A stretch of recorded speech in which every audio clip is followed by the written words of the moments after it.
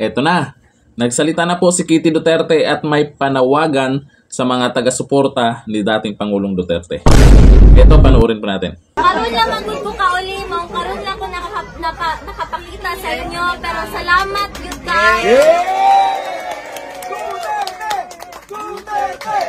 Duterte!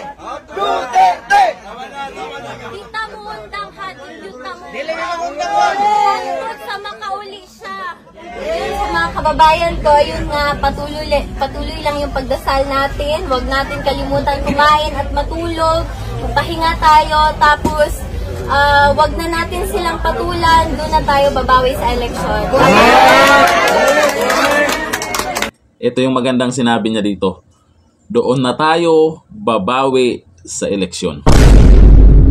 Yun talaga ang tama. Doon tayo babawi sa eleksyon.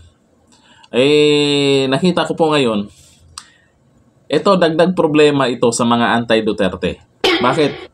Mukhang umingay ang pangalan ni Kitty Duterte.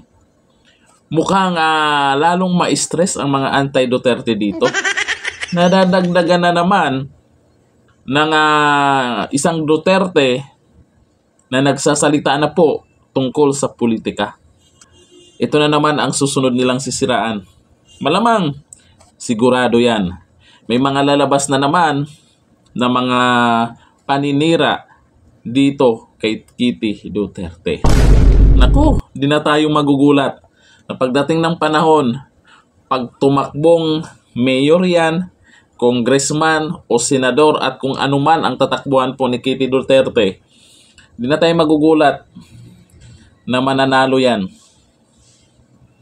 Ito yung isa sa pwedeng maging katakutan ng mga anti-Duterte. Yung mga tinginan lang po nito ni Kitty Duterte nitong nakaraan kay Torre, yung tingin na kumbaga parang tingin ng isang agila. Kawawa sila pag ito magalit. Pero ito, mukhang makita niyo po yung pagiging matalino ng isang Duterte pagdating sa politika.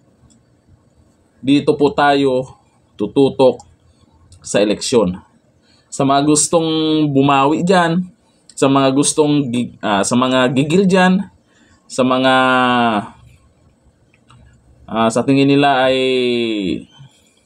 may mali sa ginawa ang pag-aresto kay dating Pangulong Duterte, ito po yung sinabi ni Kitty Duterte na yung mga banat sa kabila at kung ano man yung mga paninira, huwag nating patulan. Dito tayo sa eleksyon magkaalaman kung sino talaga ang gumagamit ng maraming trolls. Kasi yung iba dyan, maingay sa social media, makikita nyo may isang personalidad na nagpo-post. Tapos yung mga nagko-comment ay hindi mo alam kung tao talaga. Yun po yung mga trolls.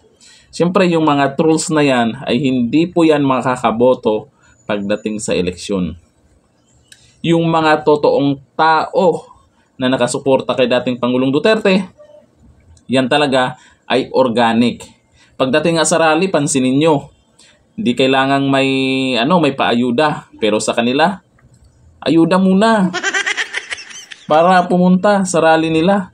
Tapos lumalabas sa social media, may nagsisigaw pa, Duterte, sa mismong rally nila. Nako. Abangan na lang natin, malapit na ang eleksyon. Yan po ang tama na gagawin natin. Yung sinabi ni Kitty Duterte.